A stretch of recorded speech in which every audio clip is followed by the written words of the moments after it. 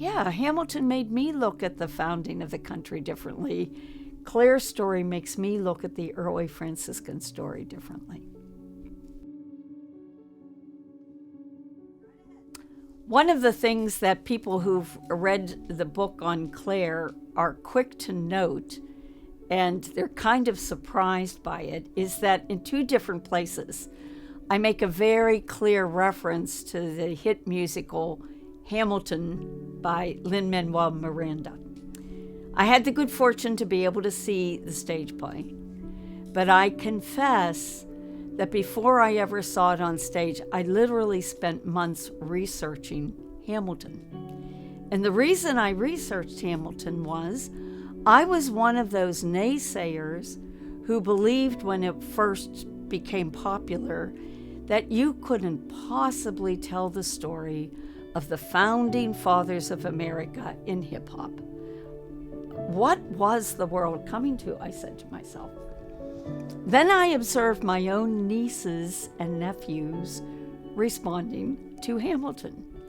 And I said to myself, I really need to understand this phenomenon. Young people are crowding the theater. They're mad about it, wild about it. The New York performances include special performances for teachers and their students. There are teaching aids. This is a phenomenon that must be respected. So thankfully, a good friend who is in the theater world in New York City provided me with a massive volume written by Lin-Manuel Miranda and his collaborators, where he describes the 10-year process from his first inspiration to Curtains Up on Broadway.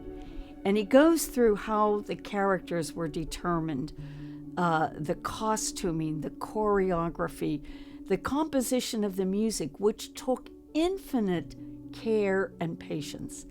And so I was able to read what was in his mind as he created the characters and the music that they sang, and I began to realize I'm looking at the work of a genius, truly a genius. Now, I was late to understand that, and I confess, a lot of people saw that long before Sister Margaret Carney opened her eyes. But then when I finally was able to see the drama, everything in me as a teacher was filling my heart, because I thought, what has happened here is a story that's been sort of relegated to a chapter in our history books, has been made alive, vital, and an incredible inspiration to young people today. And I thought anybody who can do that is doing an incredible service. And I think that's what I want to be able to do for these medieval people.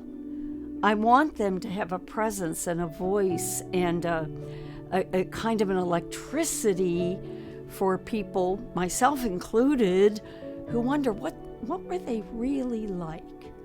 And so as a result of that, Hamilton was in my mind as I began to write. And when I did that intermission piece, I was struck by the recognition that just as in the drama ends with the widow of Hamilton pledging to keep telling his story.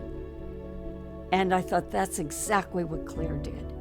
She didn't retire, overwhelmed by grief and just say, we'll just do our best, to live out our days. She pledged her work to keep the original inspiration of Francis going. And when we visit the place where she died, we see a little bas-relief, a sculpture on the wall that shows the friars who were the dearest companions of Francis are at her deathbed, which means she was part of that early founding in a very powerful way.